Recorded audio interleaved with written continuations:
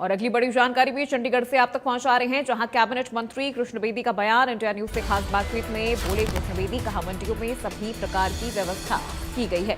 किसान की फसल का एक एक दाना खरीदा जा रहा है। सभी मंत्रियों और अधिकारियों की ड्यूटी लगाई गई है।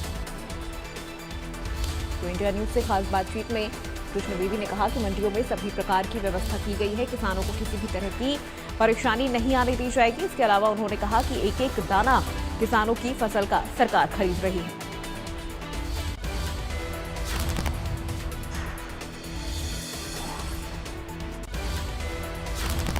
देश की मंडियों में सरकार की ओर से तमाम व्यवस्थाएं दी गई हैं और सरकार इसको लेकर एक और अपनी पीठ थपथपा रही है, लेकिन दूसरी ओर विपक्ष लगातार इन व्यवस्थाओं की आलोचना कर रहा है। इस वक्त हमारे साथ कैबिनेट मिनिस्टर कृष्ण बेदी है, सीधे उनसे बातचीत करते हैं। सर, कल मुख्यमंत्री ने भी बताया कि किस तरह की व्यवस्थाएं हैं, लंबी लाइनें न लगे और जिस तरह धान घोटाला हुआ इस तरह का कोई लूप होल न रह जाए, इसलिए बायोमेट्रिक और तमाम तरह की व्यवस्थाएं की जा रही है। लेकिन कांग्रेस इन तमाम व्यवस्थाओं की आलोचना कर रहा है। वो कह रहे हैं कि किसान को परेशान करने की दृष्टि से सरकार ये काम कर रही है। देखिए, किसान, हमारे हरियाणा के किसान के हित हमारी जिम्मेवारी है। उनकी खरीद में कोई दिक्कत ना आए, कालाबाजारी से उनका हक का पैसा कोई और ना लेके चला जाए, समय का बचत हो और व्यवस्थाएं मजबूती से खड़ी हो। हमने लगातार 2 महीने पहले सारी व्यवस्थाएं कर ली थी, चाहे बारदाने की है, चाहे उठान की है, चाहे लोडिंग अनलोडिंग की बात है। तो हमने सारी हित किसान के देखते हुए सारी व्यवस्थाएं की, परंतु अचानक 30-31 तारीख को बेमौसमी बारिश और ओलावृष्टि के कारण कुछ बाधाएं आई हैं। खड़ी फसल में भी उसका दिक्कत है और जो मंडी में आ गई है उसमें भी दिक्कत है। परंतु प्राकृतिक आपदा और प्राकृतिक मौसम के आगे किसी का भी कोई बस नहीं होता, चाहे हमारी सरकार है, चाहे किसी की भी सरकार हो, चाहे आप भी सरकार चलाएं, आपके लिए समस्या खड़ी होती है। परंतु किसान की एक एक फसल का दाना ठीक रेट पर बिके, किसान का समय बचे और किसान, हमारे किसान के हित पर कोई और डाका न डाले, इसकी चिंता करना भी हमारी जिम्मेवारी बनती है। और सारी व्यवस्थाएं हमने कर दी हैं। एलओपी भी मंडियों में जा रहे हैं, उनको व्यवस्था नजर आ रही होंगी, परंतु वो बयान नहीं देके, बयान तो क्यों देंगे, हमारे पक्ष में तो देंगे नहीं बयान, वो तो कमियां गिनाएंगे। परंतु हरियाणा का किसान हमारी सबसे बड़ी जिम्मेवारी है।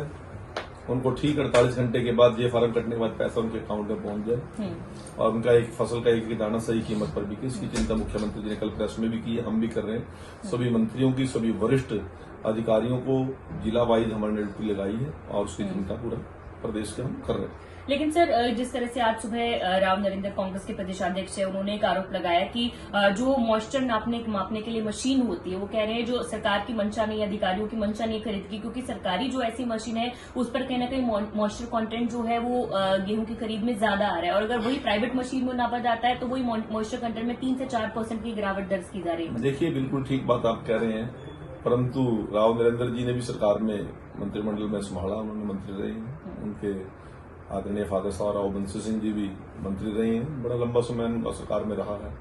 अब उनके मुंह से कम ये बातें इस प्रकार की शोभा नहीं देती। हरियाणा के किसान से हित से बढ़कर हमारी कोई बात नहीं है, परंतु जो पैमाने हैं वो पैमाने वो उनकी सरकारों में भी थे, हमारी सरकारों में भी है और आगे कोई और सरकार आएगी तो उसमें भी रहेंगे। इस प्रकार की अच्छी बयानबाजी नहीं करनी चाहिए। जी, वहीं से बात करें वुमेन रिजर्वेशन बिल जो है, इसको लेकर लगातार विपक्ष कह रहा है कि उसके समर्थन में तो है, वो कह रहा है कि इसके कभी भी खिलाफ नहीं है, लेकिन वो कह रहे हैं कि इसकी टाइमिंग बड़ी गलत है। मतलब बीजेपी तो सिर्फ जो 4 राज्यों में चुनाव है वहां वोट लेने के लिए इस समय में खासतौर से वोट जो वुमेन रिजर्वेशन बिल है वो लेकर के आई है। अब खिसियानी बिल्ली खंबा नोचे। अपने कार्यकाल में तो महिलाओं को तो ये लाइसेंस देते थे कि यहाँ पर भ्रूण जांच की जाती है, कोख में बेटियों को मारने का कांग्रेस राइट देती थी, हर जगह लिखे होते थे इस प्रकार के इनके लाइसेंस दिए जाते थे। मोदी जी जब आए, उन्होंने कहा कि बेटी बचाओ बेटी पढ़ाओ और बेटियों की सुरक्षा के लिए इतना बड़ा बिल लेके आए, इतनी बड़ी ताकत लेके आए, तब भी कांग्रेस को बेचैनी थी। देश के सबसे बड़े पुरोधा डॉक्टर BR अम्बेडकर जी ने महिला सशक्तिकरण के लिए संविधान में अधिकार दी, समानता का अधिकार दिया, शिक्षा का अधिकार दिया, उनके रोजगार की गारंटी दी और 14 अप्रैल को उनका जन्मदिवस और इस समय के अंदर हम महिला सशक्तिकरण बिल लेके आ रहे हैं और महिलाओं को लोकसभा और विधानसभा में रिजर्वेशन देने की बात कर रहे हैं। तो इससे बड़ा भारत रत्न डॉक्टर BR अम्बेडकर जी को तोहफा कोई हो नहीं सकता। अब वो चुनाव से जोड़ रहे हैं इस बात को, हम doctor B are Ambedkar ji की सोच के साथ जोड़ रहे हैं। उन्होंने महिला के उत्थान के लिए, महिला के सशक्तिकरण के लिए, श्रमिकों के रोजगार के लिए उन्होंने बहुत बड़ी बड़ी बातें उन्होंने संविधान के अंदर लिखे गए हैं, उसको अक्षरता लागू करने का प्रयास है। और महिला रिजर्वेशन बिल जब लोकसभा में राज्यसभा में पास होगा, doctor B are Ambedkar ji को अवश्य ही बहुत बड़ा सबूत अनुभव होगा। उनकी जयंती भी आ रही है, जिस तरह आपने मैं उसी किस तरह के आयोजन प्रदेश में किए जाने। Doctor B are Ambedkar ji का बहुत बड़ी उपकार इस देश की संविधान में रहा। मजदूरों के लिए, महिलाओं के लिए, देश की अर्थनीति को मजबूत करने के लिए उनका बहुत बड़ा हाथ था। समरसता की बात की, गरीब शोषित पीड़ित लाचार बेबस की उन्होंने बात की।